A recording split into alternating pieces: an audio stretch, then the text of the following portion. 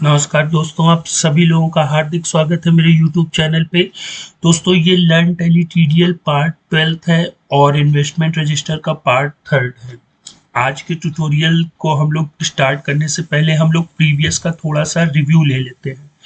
मैंने आप लोगों को प्रीवियस ट्यूटोरियल में बताया था कि गेटवे ऑफ टैली में हम लोग कैसे मेन्यू आइटम को ऐड करा सकते हैं, जिस पर क्लिक करने पे हमें एक इन्वेस्टमेंट रजिस्टर की रिपोर्ट शो होती है।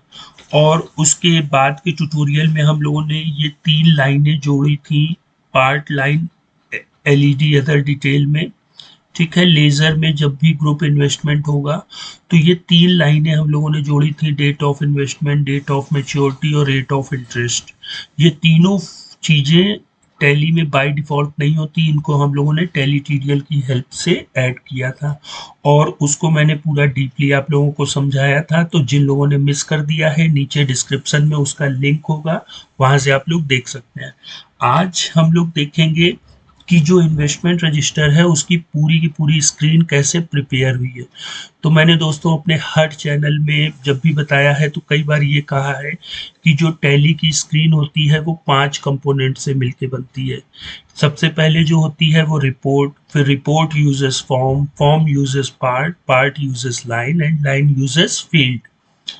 तो सबसे पहले तो हम लोग रिपोर्ट आती है तो उसको देख लेते हैं। जब हम लोगों ने गेटवे ऑफ टैली में वो इन्वेस्टमेंट रजिस्टर वाली मेन्यू बनाई थी तो उसमें कहा था कि डिस्प्ले करा देना भैया किसको, इन्वेस्टमेंट रजिस्टर को। तो जैसे ही आप क्लिक करेंगे तो ये स्क्रीन जो सामने आप लोग देख रहे हैं वो ओपन हुई है। तो इसमें सबसे पहले तो हम लोगों ने रिपोर्ट को डिफाइन कर दिया।